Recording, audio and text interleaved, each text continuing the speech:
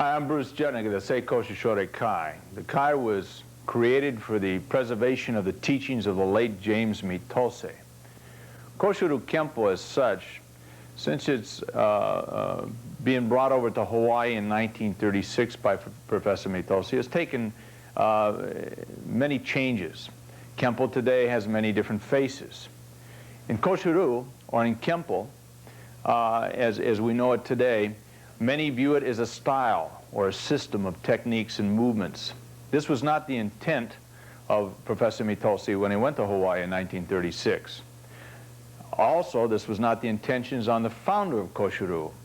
The founder of Kosho was a Buddhist priest by the name of Izan, or Kosho Bosatsu. What he did is he revived what they called the Shingon Ritsu sect of Buddhism. During that period of time in 1235 AD, there were great wars amongst the various different sects of Buddhism, and there were different philosophies. Warfare and conflict were created out of disagreement on how one would attain enlightenment. Martial skills as we know it today, or when we study martial arts, unfortunately many of us do not understand that it was intended to be based upon the study of natural laws, the study of the body, the mind, and the spirit of man.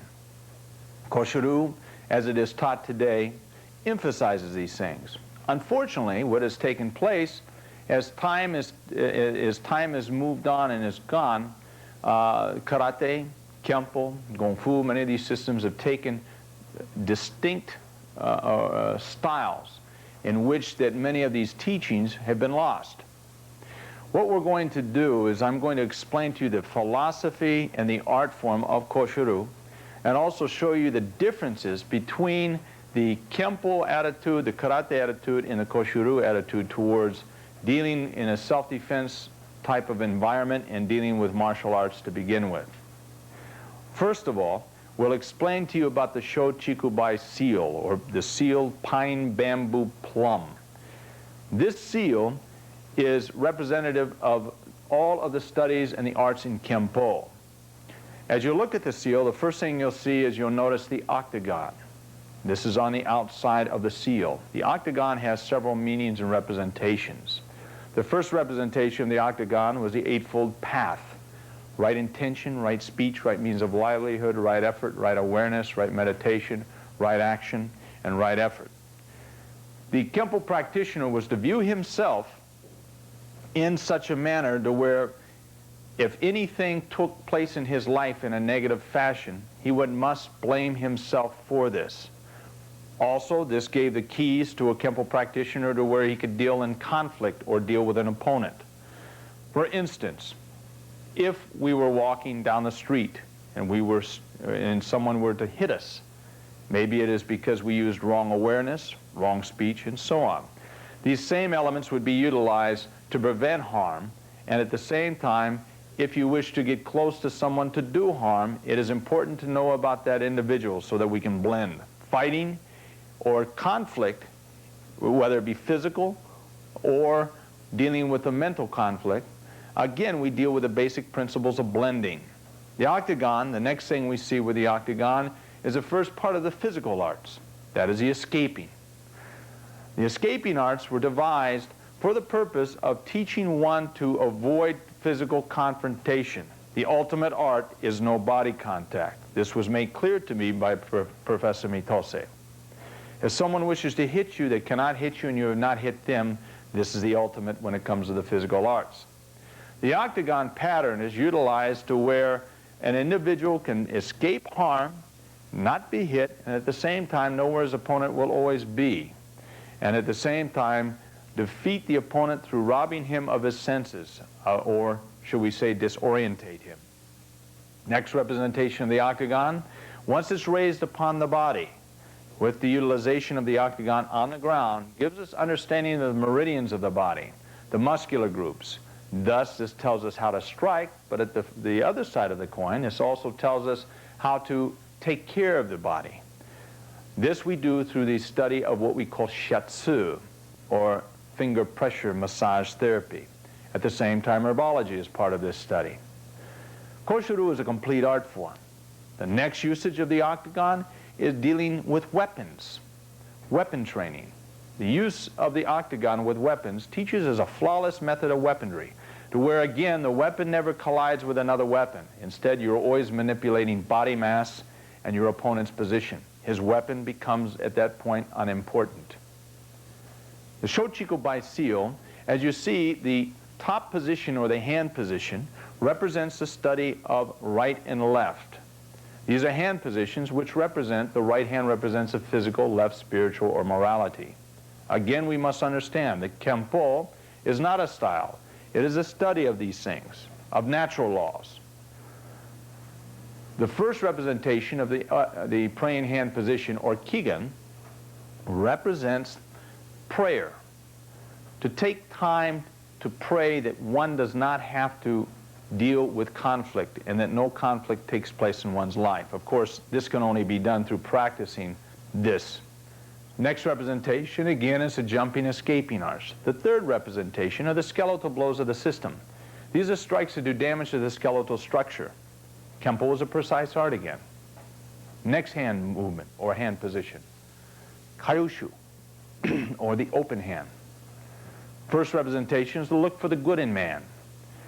The open hand position, as you see, is a representative of what they would call Mount Fuji. And from a distance, the mountain is very beautiful, although up close you see its imperfections. And this is how we want to view man and deal with conflict. We look for the good, not dwell on the bad. Next representation, the push-pull arts, or the throwing arts of Kosho. Today, there are many practitioners worldwide that are seeking out Kosho to help enhance some of their throwing arts. Some of the jiu-jitsu and Aiki practitioners today find much interest in Kosho as far as the throwing. Again, it deals with basic understanding of conceptual knowledge of the throwing arts. Last, internal blows of the system. Again, utilized with the octagon, we'll know how to strike in which we'll do internal damage to the organs. Next hand position, the covered fist. First representation, the left hand represents spiritual or morality, right hand physical. We must keep the physical, or should I say, the overt technique held precious like a treasure in a pocket. We do not draw it out. We always maintain and have respect for our fellow man, and at the same time respect our art form. Next representation, muscular blows of the system.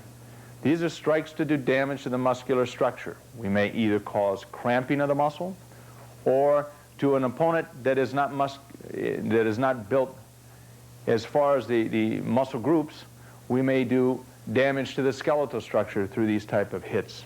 Last, war arts. Kosho practitioner would never draw his hands or attempt to hit another individual unless permanent damage was his intention. We go through a progression in the study of Kosho. The philosophy is to do no harm. The philosophy is to understand ourselves. The philosophy is to understand others, therefore appreciate others. The Kosho practitioner at the same time governs his mind to practice and to study all art forms. If we deal with it in a martial arts world, then we must maintain an open mind and study all things. This is important for us to really see natural laws and principles as they are. During this tape, you will be seeing many of these things and many of these concepts. Understand these things. One, it is more important to know when to move than how to move. These things were lost. My teacher, Mitoshi Sensei, explained to me when I first met him that all of the old masters taught wrong on purpose. I didn't understand this at first. Now I do understand. What I understand is that through the training in the martial arts, a lot of us, and a lot of the so-called founders of new arts, have been lost in developing something or creating something for themselves, therefore calling those things perfect. Not understanding the essence at all, and that is, number one, is that man must remain humble so that he can see truth. Therefore, he must be free of ego. These are things that we all must learn to do in order to understand proper Kosho. What we will do now is we will start showing you movement and technique to show differences when it comes to concept, theory, and movement. As you also view the tape, Understand that there are a series of other tapes dealing with the studies and the entire system and curriculum as taught to the Kosho practitioner. This also will enhance your other arts. Thank you very much.